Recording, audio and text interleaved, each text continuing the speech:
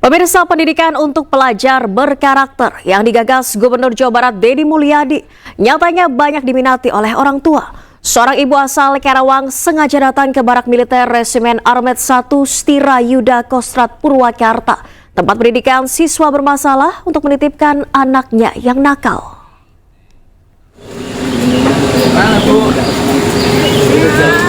Dari mana? Di Kopo. Iya, Tujuannya apa? kebetulan saudara ini.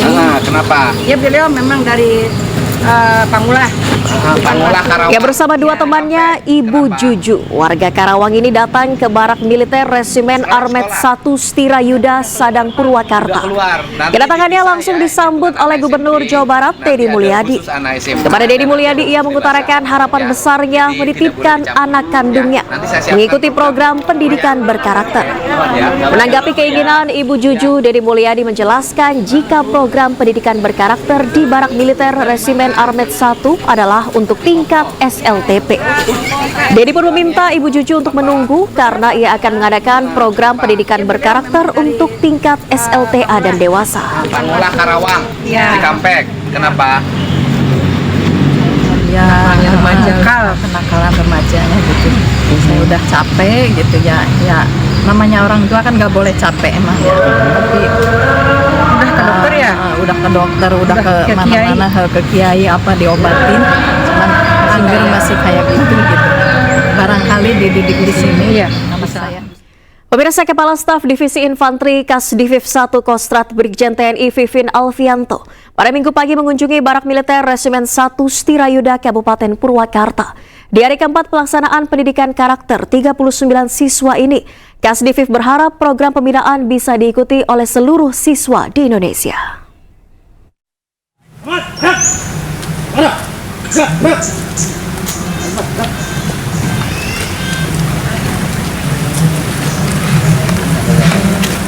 Kepala Staf Divisi Infanteri Kasdivif 1 Kostrat Brigjen TNI Vivin Alfianto mengunjungi Barak Militer Resimen 1 Stirayuda, Kabupaten Purwakarta, Jawa Barat. Dalam kunjungan itu hadir juga Bupati Purwakarta Saiful Bahri bin Zain. Rombongan hadir untuk meninjau barak tempat tidur para siswa, juga memastikan segala kebutuhan para siswa harus tercukupi. Brigjen TNI Vivin menyebutkan langkah yang dilakukan Gubernur Jawa Barat dan Bupati Purwakarta perlu didukung karena kedepannya nasib bangsa akan dipikul anak-anak muda bangsa. Mereka ini tunas-tunas kita yang melanjutkan negara ini nanti mereka. Makanya kita mari bina sama-sama. Di daerah lain bisa dicontoh lah ini. Kapan lagi kalau nggak sekarang? Nanti kalau udah kejadian sudah satu generasi hilang, udah hilang, kita putus. Makanya mari kita selamatkan negara ini melalui perbaikan dari generasi bisa jadi ini. Pada hari keempat pelaksanaan program kedisiplinan, 38 siswa mengikuti pendidikan wawasan kebangsaan, budi pekerti, cinta tanah air, dan lainnya. Dari Purwakarta, Jawa Barat, Irwan, iNews melaporkan. Dan pemirsa, Gubernur Jawa Barat Deddy Mulyadi mengunjungi 39 anak-anak bermasalah di Resimen Armet 1 Purwakarta. Tidak hanya anak-anak, Deddy Mulyadi menyatakan nantinya orang dewasa yang bermasalah mengarah ke kriminal juga akan dibina oleh militer.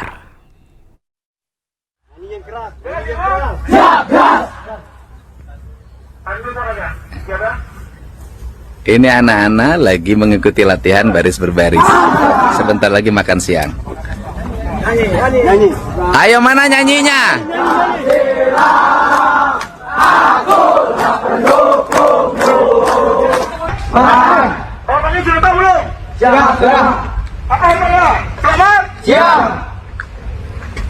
Ini anak-anak baru selesai latihan menuju makan siang.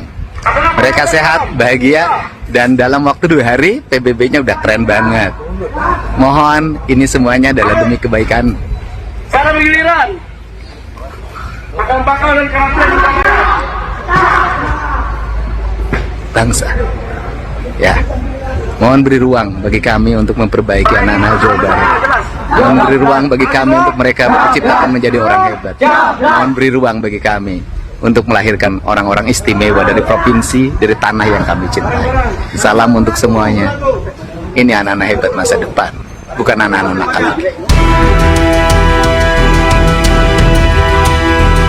Gubernur Jawa Barat Deddy Mulyadi meninjau langsung pelaksanaan program kedisiplinan bagi 39 siswa yang tengah menjalani pendidikan karakter di Resimen Armet 1 Purwakarta, Jawa Barat. Deddy mengklaim anak-anak menjalani program pendidikan karakter dengan riang gembira.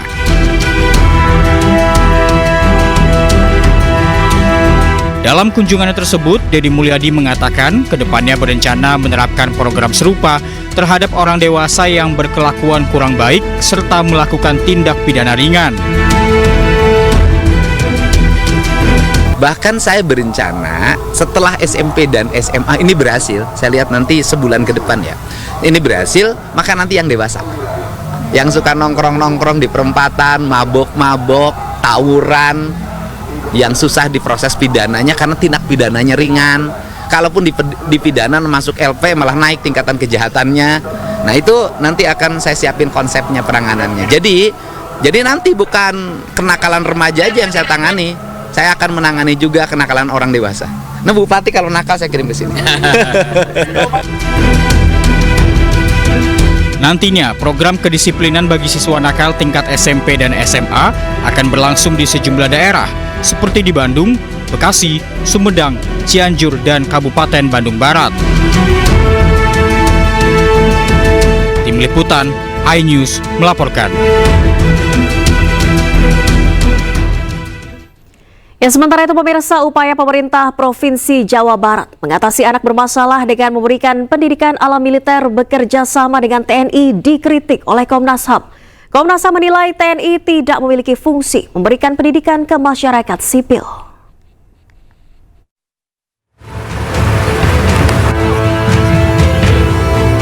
Menggunakan pendidikan militer untuk anak-anak yang dikategorikan bermasalah dikritisi oleh Komnas HAM. Menurut Komnas HAM, TNI tidak memiliki fungsi memberikan pendidikan sipil karena itu merupakan tanggung jawab lembaga pendidikan di pemerintahan. Sebenarnya TNI itu tidak memiliki fungsi untuk bagaimana memberikan pendidikan bagi sipil gitu ya, karena itu fungsi-fungsi yang harusnya diberikan oleh lembaga pendidikan dan itu oleh pemerintah gitu. Jadi kami khawatir bahwa ini akan terjadi problematika karena sesuai dengan undang-undang, bahkan undang-undang yang terbaru sekalipun gitu ya, tidak punya kewenangan untuk bagaimana memberikan penguatan pendidikan bagi pendidikan sipil gitu, sehingga tentu kebijakan ini kami tidak setuju gitu. Komnas HAM juga berharap pengembalian fungsi pendidikan bisa dimaksimalkan dari sekolah dan memprioritaskan pembinaan anak sesuai dengan usianya, bukan menggunakan militer. Halo, selamat malam pemirsa, selamat datang di iNewsroom bersama saya Nadia Valeri. Kami akan membahas berita utama secara mendalam, komprehensif, dan tentunya eksklusif. Dan sebagai pembuka iNewsroom kali ini, kami memiliki informasi terkait aksi bela Palestina. Massa yang tergabung dalam komunitas pecinta Al-Quran Indonesia menggelar aksi di depan gedung Kedubes Amerika Serikat Jakarta. Massa menyuarakan kemerdekaan Palestina dari serangan genosida Israel. Allahu Akbar. Lagi coba Al-Quran petunjuk kita. Al-Quran satukan. Massa yang tergabung dari komunitas pecinta Al-Quran Indonesia berkumpul memadati area depan Kedutaan Besar Amerika Serikat. Massa menggelar aksi bela Palestina untuk mendukung kemerdekaan Palestina dari serangan genosida Israel. Massa yang hadir mengekspresikan aksi mereka menggunakan atribut seperti bendera Palestina hingga syal bermotif bendera Palestina. Massa juga menyuarakan kemerdekaan Palestina sambil mengangkat Al-Quran dengan kedua tangan. Kita tidak akan tinggal diam kepada satu negara yang hadir pada konferensi Asia Afrika dan hari ini belum merdeka. Sebagaimana yang disampaikan pemerintah, kita juga ikut mendukung kemerdekaan Palestina. Terlebih tragedi kemanusiaan, genosida yang terus berlangsung sampai hari ini harus terus disuarakan. Indonesia negara terbesar penduduk muslim di dunia. Aksi bela Palestina bersama pecinta Al-Quran, di mana kami bagi para pecinta Al-Quran, bagi hafiz Quran, wajib hukumnya membela saudara kami yang dizolimi, menolong saudara kami yang dibantai, digenosida oleh Zionis Israel, laknatullah, beserta para sekutu-sekutunya. Hari ini kami hadir di depan kedubes Amerika Serikat dalam rangka menyuarakan suara yang hak, dalam rangka membela saudara kami yang dibantai, yang dizalimi genosida. Massa juga menuntut agar Presiden Prabowo Subianto mengirimkan prajurit TNI sebagai bentuk bantuan bagi korban Gaza. Massa berharap agar Amerika Serikat menerima pesan untuk berhenti memberikan dukungan kepada Israel. Dari Jakarta, Amrina Rida, Irian Syawayudi, dan Di Bernardi, iNews melaporkan. Sementara itu pemirsa, ribuan orang dari sejumlah ormas Islam di Majalengka, Jawa Barat menggelar aksi bela Palestina di depan gedung pendopo Minggu pagi tadi. Massa menuntut agar Palestina harus merdeka dari bentuk penjajahan Israel. Cinta Palestina, Allahu Akbar. Lebih dari 1.500 massa yang berasal dari ormas Islam, yakni Persis, Muhammadiyah, Nahdlatul Ulama, dan Serikat Islam, menggelar aksi bela Palestina. Aksi ini digelar di depan gedung pendopo Majalengka, Jawa Barat, Minggu pagi. Massa yang didominasi kaum hawa yang membawa anak menggelar aksi dengan cara jalan kaki keliling kota Majalengka. Mereka membawa sejumlah poster bentuk dukungan Palestina serta mengecam kekejaman Israel terhadap warga Gaza. Menurut Uus, salah satu peserta aksi mengatakan aksi gelar bela Palestina merupakan kewajiban Muslim di dunia. Dari sisi kitanya, ya ini menunjukkan kepedulian terhadap Palestina. Karena bagi umat Islam itu sudah wajib, pedulinya saja sudah wajib. Nanti kita akan dimintai pertanggungjawaban ketika kita tidak ada kepedulian terhadap Palestina. Jadi setidaknya kita menunjukkan bahwa kita mendukung pembebasan Palestina. Pada aksi ini, massa menuntut agar Palestina harus merdeka dari penindasan oleh Israel. Dari Majalengka, Jawa Barat, Muhammad Zeni Johadi, iNews melaporkan. Terima kasih Anda masih di iNews. Pemirsa, viral di media sosial. Sejumlah orang tua menakut-nakuti anaknya yang tidak mau nurut akan dilaporkan ke Deddy Mulyadi. Meskipun kesannya bercanda, namun ternyata cukup efektif untuk beberapa anak.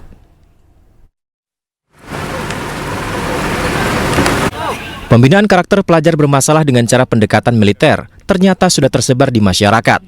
Menariknya, sejumlah orang tua menggunakan informasi ini untuk menakut-nakuti anaknya yang tidak mau menurut. Tersebar di media sosial, anak yang awalnya melawan jadi takut ketika dibilang akan dilaporkan ke Pak Deddy. Dalam hal ini yang dimaksud adalah Deddy Mulyadi, Gubernur Jawa Barat. Meskipun orang tuanya bercanda, tapi ternyata beberapa anak jadi nurut. Lapor, Pak Gubernur, ada anak namanya Raska. Dikasih taunya sama orang tua. Udah dong. Iya.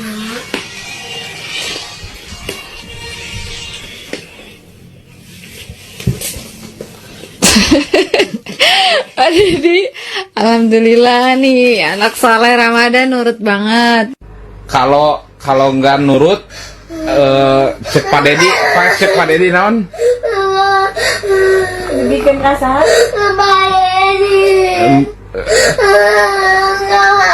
Berarti ke orang tua harus apa? Nurut. Sementara itu pemirsa, Gubernur Jawa Barat Deddy Mulyadi juga membuka kemungkinan akan menggembleng siswa gemulai ala militer. Meski demikian, saat ini ia fokus terlebih dahulu untuk pembinaan anak-anak bermasalah yang dinilai meresahkan masyarakat. Ya kita satu-satu dulu deh, Memang ada tuh di komentar di media sosial, Pak Gubernur, anak-anak yang gemulai sebelum pendidikan militer biar tegap. Ya bisa saja, gitu loh. Yang penting kan ini fokus dulu deh, yang bikin resah karena kriminalnya udah pembunuhan, gimana sih?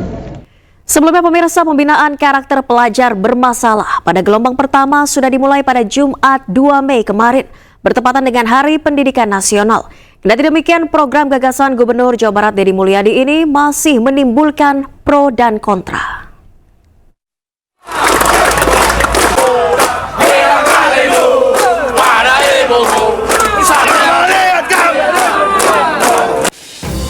Pembinaan karakter pelajar bermasalah pada gelombang pertama berlangsung mulai Jumat 2 Mei dan diikuti sebanyak 39 pelajar di Resimen Armet 1 Purwakarta, Jawa Barat.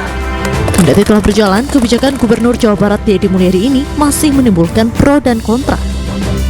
Kritik salah satunya datang dari Lembaga Perlindungan Anak Indonesia atau LPAI yang tidak setuju bahwa pembinaan anak menggunakan cara militer. LPAI juga menyebut pembinaan yang dilakukan anggota TNI harus tetap ramah anak. LPAI pun bersedia jika pihaknya diminta meninjau keadaan siswa yang tengah menjalani pembinaan.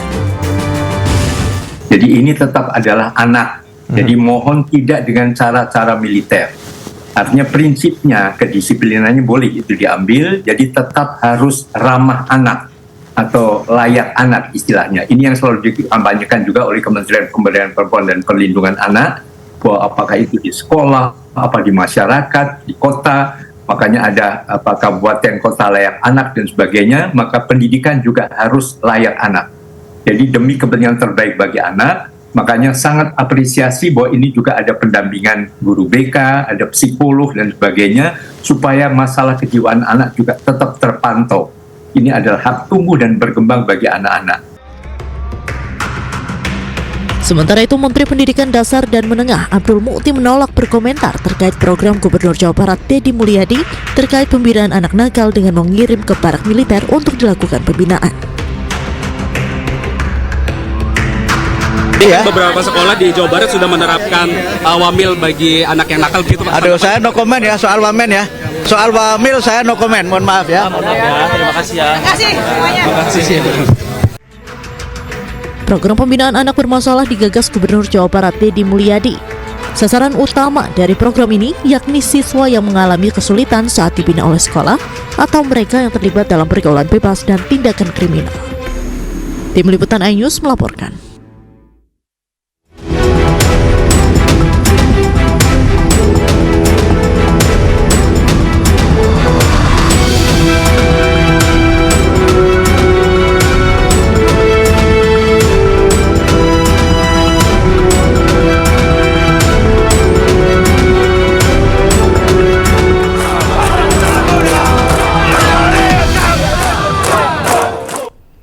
Pemirsa, vasektomi yang menjadi syarat penerimaan bansos oleh Gubernur Jawa Barat dianggap haram oleh MUI Jawa Barat. Deddy menyebutkan program itu adalah program kementerian dan bisa dibuka jika diinginkan.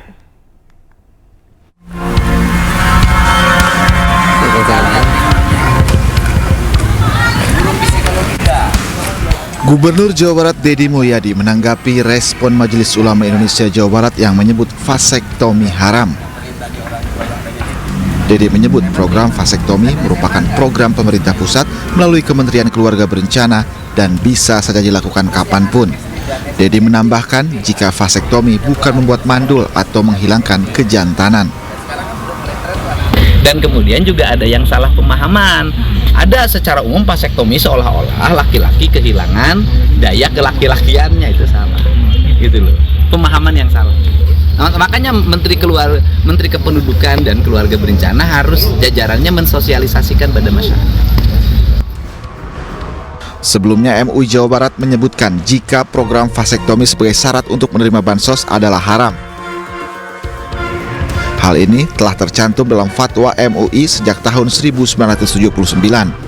Vasektomi diperbolehkan jika tidak menyalahi syariat, tidak menimbulkan kemandulan permanen, mendapat jaminan rekanalisasi, tidak menimbulkan mudarat, serta tidak dijadikan program kontrasepsi unggulan.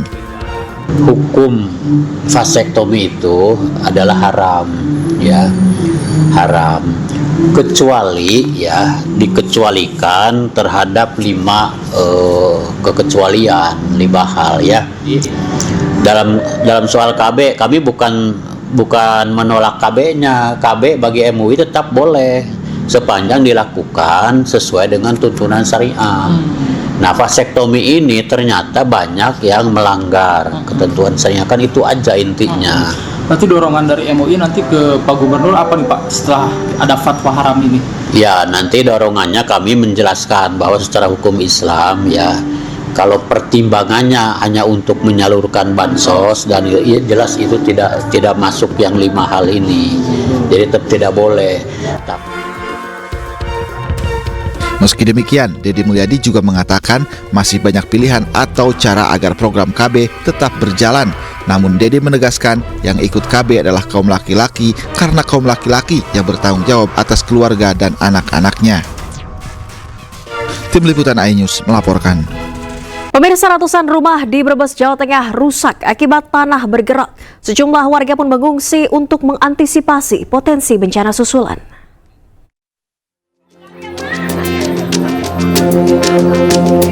127 rumah di Desa Mendala, Kecamatan Sirampok, Kabupaten Brebes, Jawa Tengah rusak akibat bencana tanah bergerak. Sebagian besar rumah warga mengalami retak pada dinding dan lantai. Atap rumah mereka pun miring. Menurut warga, tanah bergerak pertama kali terjadi Kamis lalu. Kemudian pada Jumat pagi kembali terjadi bencana susulan. Akibatnya warga tak bisa menghuni kembali rumahnya. Ini masih gerak terus, Pak? Masih gerak. Pergerakannya dirasakan nggak, Pak?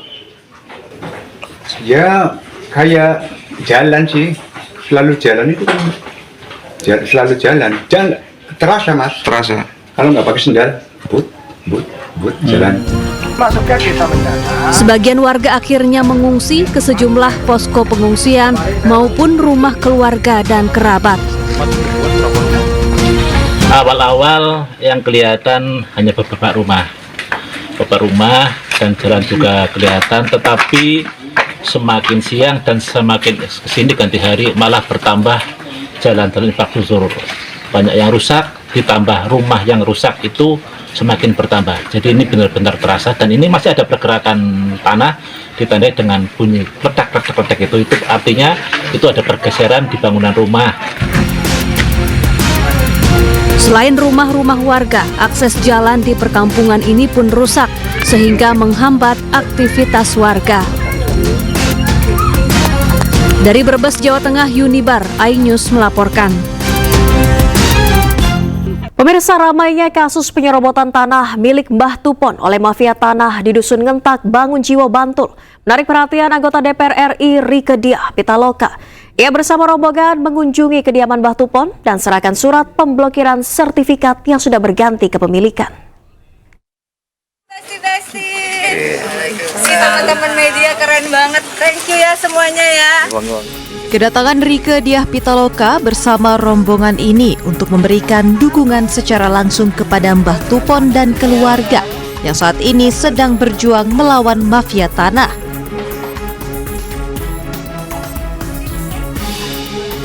Kunjungan ini juga disertai Sekretaris PNM Pusat yang telah memberikan kredit kepada debitur yang telah menjaminkan tanah Mbah Tupon.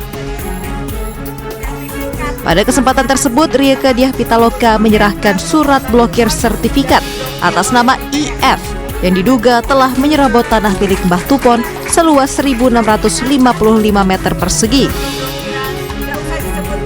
Kami ucapkan terima kasih Mbah Tupon dan seluruh warga Desa Ngentak yang memberikan contoh.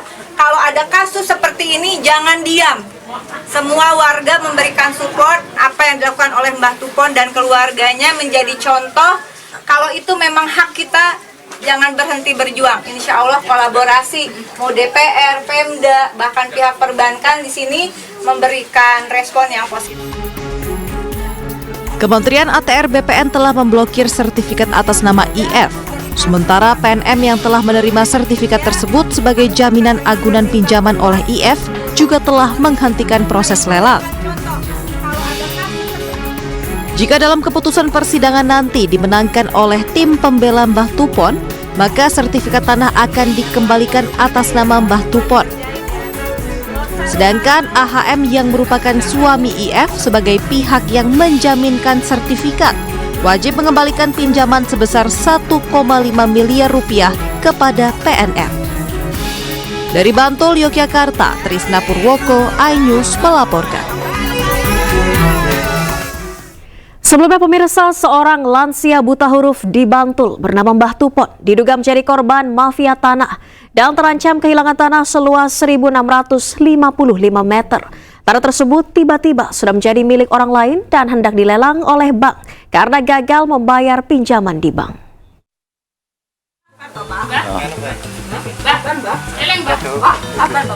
Kasus penyerobotan tanah Mbah Tupon menyita perhatian publik.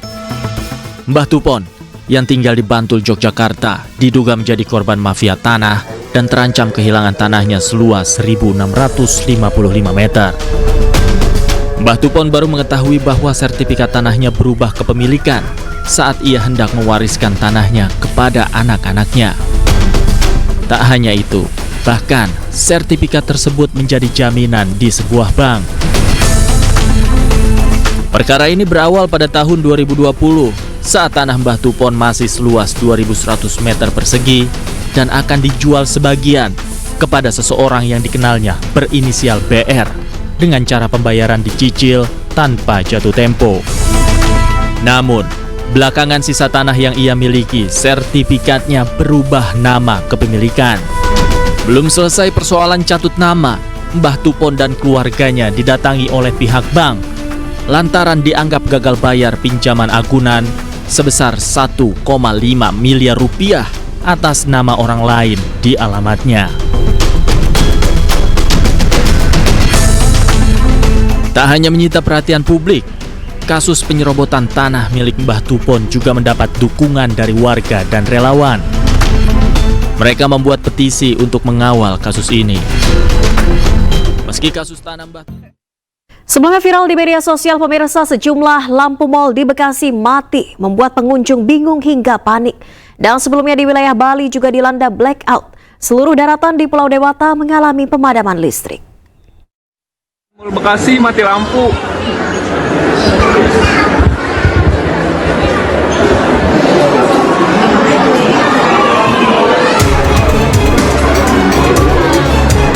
Sebuah video viral memperlihatkan sejumlah mal di Bekasi mengalami mati listrik atau mati lampu pada Sabtu sore.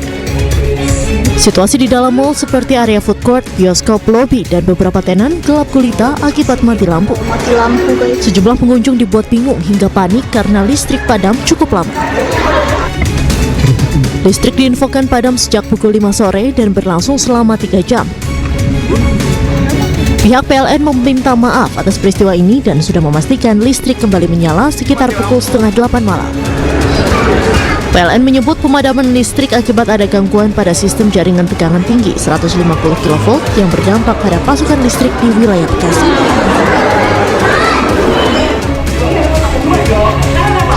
Sebelumnya Bali juga dilanda blackout. Seluruh daratan di Pulau Dewata mengalami pemadaman listrik pada Jumat sore. Di kawasan Denpasar hingga Badu, listrik terpantau padam sejak pukul 4 waktu Indonesia Tengah. Listrik padam dikonfirmasi pihak PLN berlangsung kurang dari 12 jam. Salah satu yang terdampak akibat padamnya listrik ini adalah penyedia jasa pariwisata, terutama hotel dan restoran. Pemadaman terjadi akibat adanya gangguan sistem kelistrikan kabel laut transfer Jawa Bali. Tim Liputan iNews melaporkan. Tahu nggak sih lagu Gerard? Pemirsa, mesin mati saat melaju di turunan. Sebuah minibus rombongan pariwisata terguling di jalur Dieng Batang, Jawa Tengah. Akibat insiden ini 3 penumpang terluka.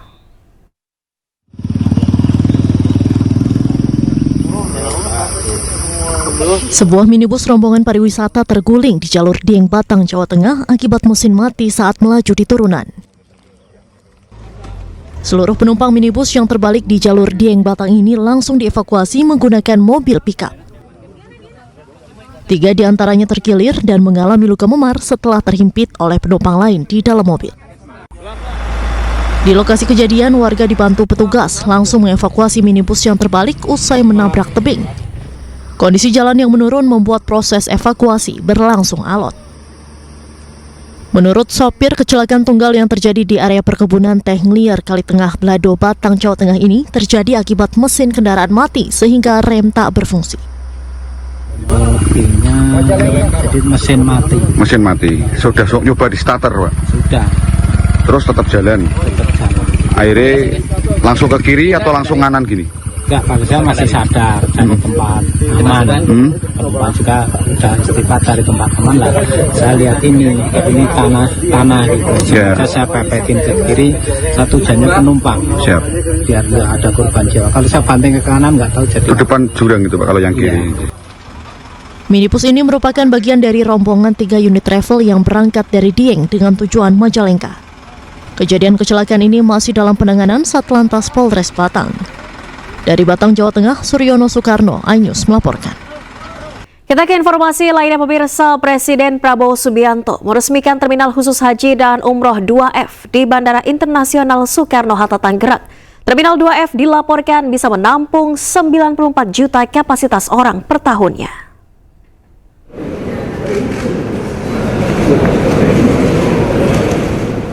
Presiden Prabowo Subianto didampingi Duta Besar Arab Saudi untuk Indonesia Faisal bin Abdullah Hamud, Menteri Agama Nasaruddin Umar, Menko Infrastruktur dan Pembangunan Kewilayahan Agus Harimurti Yudhoyono, Menteri BUMN Erick Thohir, dan Menteri Investasi Hilirisasi Indonesia Rosan Roslani hadir ke Bandara Internasional Soekarno-Hatta Terminal 2F siang tadi.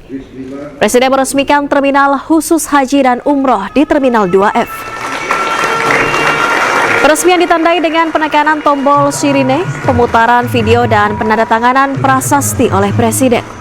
Usai acara, Presiden juga menyapa calon jemaah haji dan memastikan semua fasilitas di Terminal 2F dalam kondisi baik dan bisa memberikan pelayanan maksimal ke calon jemaah haji yang akan berangkat ke Madinah. Penandatanganan prasasti sebagai tanda peresmian.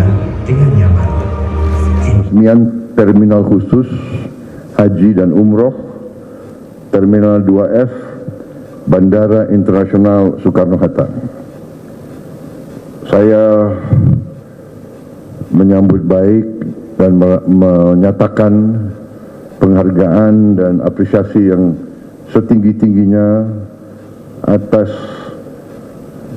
kebijakan dan upaya dari semua pihak yang terlibat dalam revitalisasi ini. Kepada Menteri BUMN, kepada Holding Injourney Airport, PT Angkasa Pura, kedua Kementerian Perhubungan, juga dengan tentunya sekarang Danantara Indonesia, dan semua pihak yang terkait yang telah bekerja keras untuk mempersiapkan dan menghasilkan revitalisasi yang kita resmikan hari ini. Saudara-saudara sekalian, haji dan umroh dari Indonesia mencapai lebih dari 2 juta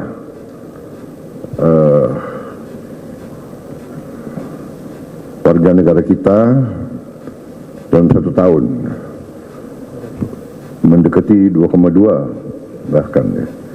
Dan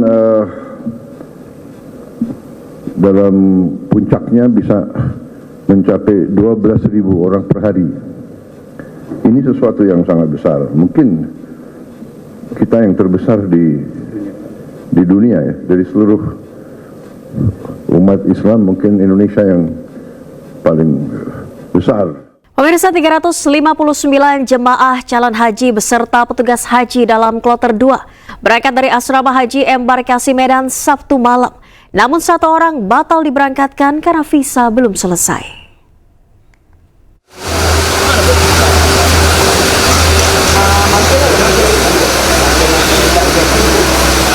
Sebanyak 359 jemaah calon haji beserta petugas haji dalam kloter 2 Embarkasi Medan Sabtu malam diberangkatkan menggunakan bus menuju Bandara Internasional Kuala Namu dari Asrama Haji Embarkasi Medan. Sebelum memasuki bus, petugas melakukan pemeriksaan identitas dan disesuaikan dengan paspor.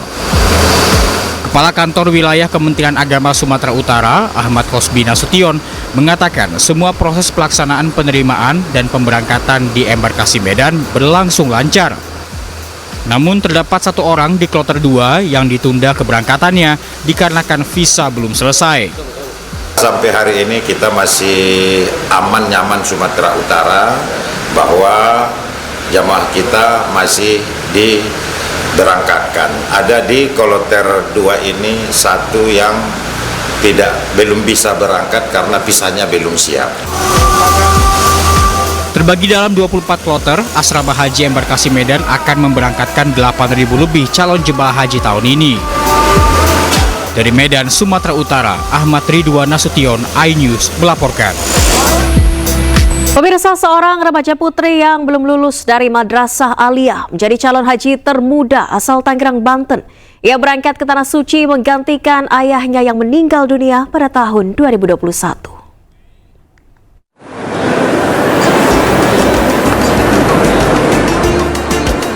Air mata Naimah Hairiyah tak terbendung saat ia teringat dengan almarhum ayahnya. Ia mengaku sedih lantaran sang ayah tak sempat berangkat ke Tanah Suci untuk menunaikan ibadah haji. Dan sebagai gantinya, ia berangkat menggantikan ayahnya yang telah meninggal dunia pada 2021 silam. Remaja putri yang masih duduk di bangku kelas 3 Madrasah Aliyah ini pun menjadi calon haji termuda asal Tangerang, Banten. Naimah seharusnya berangkat haji pada tahun 2024 bersama ibunya. Namun karena usia Naimah pada tahun itu belum mencapai 18 tahun, keberangkatannya harus ditunda. Gantiin orang tua ya, soalnya kan ayah aku meninggal, jadinya sama ibu itu didaftarin. Iya, berangkatnya bareng, cuma kan didaftarinnya harusnya kan orang tua berdua, cuma karena udah meninggal jadi aku yang gantiin. Pada haji tahun ini, Naimah Hairiyah dan ibunya Dewi Rosmawati mengaku bersyukur bisa berangkat haji bersama. Ini berangkat dengan anak kedua saya. Beliau menggantikan apinya yang sudah dipanggil. Seharusnya memang kita berangkat di tahun kemarin, tahun 2024. Cuma karena setetehnya ini cukup umur, jadi berangkatnya di tahun ini. Sesuai agenda, Naimah Hairiyah bersama 393 jemaah calon haji yang masuk ke dalam kloter 11 Embarkasi Jakarta akan diberangkatkan ke Tanah Suci dari Asrama Haji Pondok Gede. Dari Kabupaten Tangerang, Banten, Aimarani, iNews melaporkan. Dan pemirsa, sebanyak 47 kloter telah diberangkatkan ke Madinah, Arab Saudi.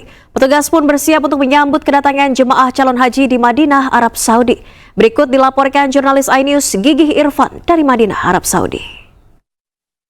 Pemberangkatan jemaah calon haji Indonesia 2025 terus berjalan sesuai jadwal. Dari hari pertama hingga hari ini total 47 kloter telah diberangkatkan ke Tanah Suci. Rencananya akan ada 21 kloter lagi yang tiba di Bandara Madinah. Sejak pagi sudah ada 6 kloter dengan jumlah 2.666 jemaah telah diberangkatkan. Berdasarkan data dari Sistem Komputerisasi Haji Terpadu atau Siskohat, jumlah jemaah haji yang diterbangkan sejak Jumat mencapai 18.265 orang. Jemaah yang tiba di bandara langsung disambut sejumlah petugas yang memang sudah standby di daerah kerja bandara. Para jemaah diarahkan ke armada bus untuk selanjutnya dibawa ke hotel yang berada di kawasan Nabawi. Sejumlah aktivitas sudah dilakukan jemaah selama berada di Madinah. Para jemaah calon haji memanfaatkan waktu untuk beriktikaf di Masjid Nabawi, baik mengerjakan ibadah sunnah, berzikir, dan membaca Al-Quran. Jemaah juga dihimbau menyeimbangkan antara kondisi kesehatan dan ibadah dengan tidak memaksakan diri mengejar ibadah sunnah apabila kondisi tubuh sedang kurang baik. Suhu di Madinah terpantau antara 34 hingga mencapai 41 derajat Celcius. Jemaah diminta untuk menjaga kondisi tubuh dan waspadahi gejala dehidrasi serta heat stroke. Disarankan untuk istirahat cukup, menjaga asupan makanan bergizi dan tepat waktu, rutin minum air putih sebanyak segelas setiap jamnya, dan mengkonsumsi cairan elektrolit berupa larutan gula dan garam. Selain itu, penggunaan sunblock juga disarankan bagi jamaah guna menjaga kelembaban tubuh. Penggunaan topi dan payung serta masker dan juga kacamata perlu diperhatikan jemaah saat melakukan aktivitas di luar hotel yang berada di Madinah. Pemirsa, sejumlah purnawirawan TNI Polri menyatakan sikap mendukung pemerintahan Prabowo Subianto. Dalam pernyataan sikap tersebut dihadiri oleh Jenderal Purnawirawan Wiranto dan Jenderal Purnawirawan TNI Agung Gumelar. Sikap bersama Bupati. Sejumlah purnawirawan TNI Polri menggelar pertemuan di kawasan Jakarta Selatan. Dalam pertemuan yang dihadiri oleh Jenderal TNI Purnawirawan Wiranto dan Jenderal TNI Purnawirawan Agung Gumelar menyampaikan sejumlah pernyataan sikap. Di antaranya mendukung pemerintahan Prabowo Subianto. Pernyataan sikap disampaikan PLT Ketua Umum Persatuan Purnawirawan TNI Angkatan Darat atau PPAD, Maijen TNI Purnawirawan Komarudin Simanjuntak. Purnawirawan TNI Polri mendukung sepenuhnya program pemerintah sesuai dengan Asta Cita. 5. Purnawirawan TNI Polri mengajak semua lapisan masyarakat untuk bersama-sama mendukung kelancaran pembangunan nasional. Sebelumnya, Forum Purnawirawan Prajurit TNI menyampaikan pernyataan sikap berupa 8 tuntutan, mulai dari kembali ke Undang-Undang Dasar 1945 hingga mengevaluasi Wakil Presiden Gibran Rakabuming Raka. Pernyataan tersebut ditandatangani oleh para mantan petinggi TNI, mulai dari Jenderal Purnawirawan Fakhrul Razi hingga Wakil Presiden ke-6 RI Jenderal TNI Purnawirawan Tri Sutrisno. Dari Jakarta, Sofyan Firdaus, iNews melaporkan. Pemirsa, Panglima TNI Jenderal Agus Subianto membatalkan keputusan mutasi Letjen Kunto Arif Wibowo. Namun hanya sehari mutasi diterbitkan, keputusan tiba-tiba dibatalkan.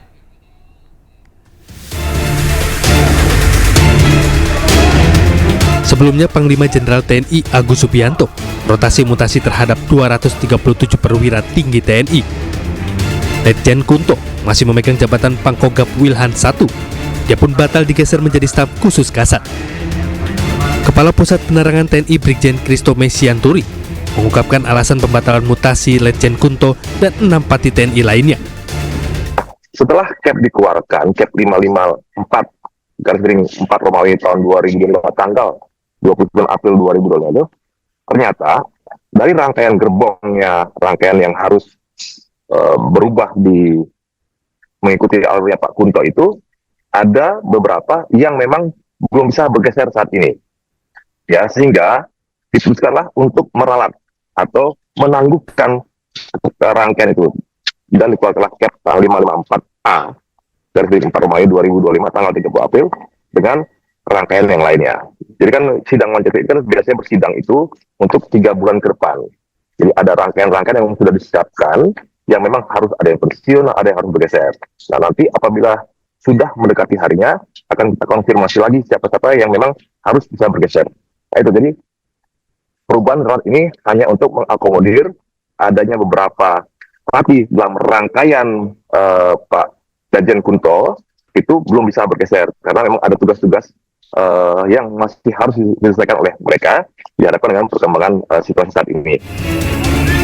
Sebelumnya, sejumlah pihak mengaitkan mutasi Letjen Kunto dengan aktivitas ayahnya Tri Sutrisno, Wakil Presiden ke-6 periode 1993 hingga 1998, bersama Forum Purnawirawan TNI Polri agar mengevaluasi Wakil Presiden RI Gibran Rakabuming Raka.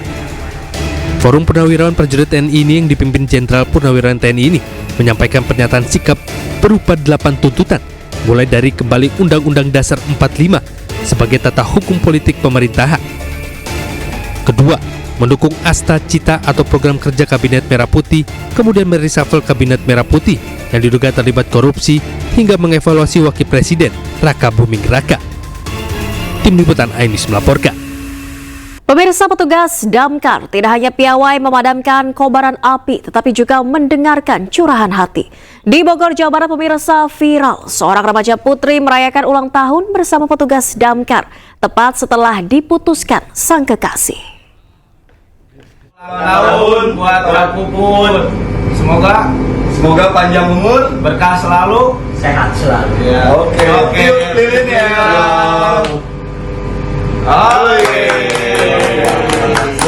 Tiupannya.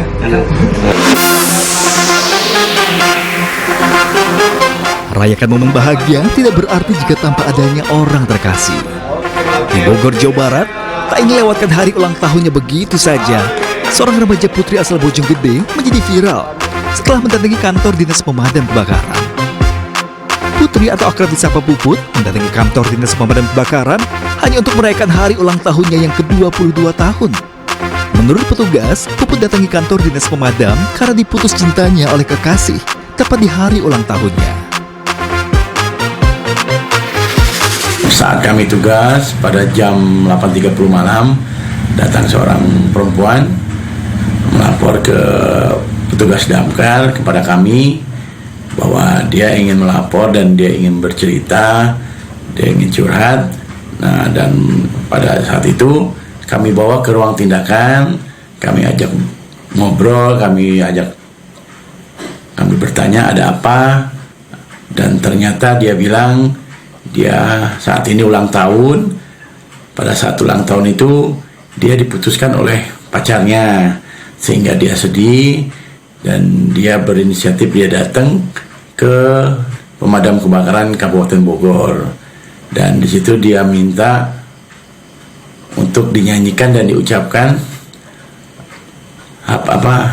happy birthday atau ulang tahun. Kedatangan Puput disambut baik petugas. Selain mendengarkan curahan hati, petugas juga merayakan ulang tahun dengan kue ulang tahun sederhana.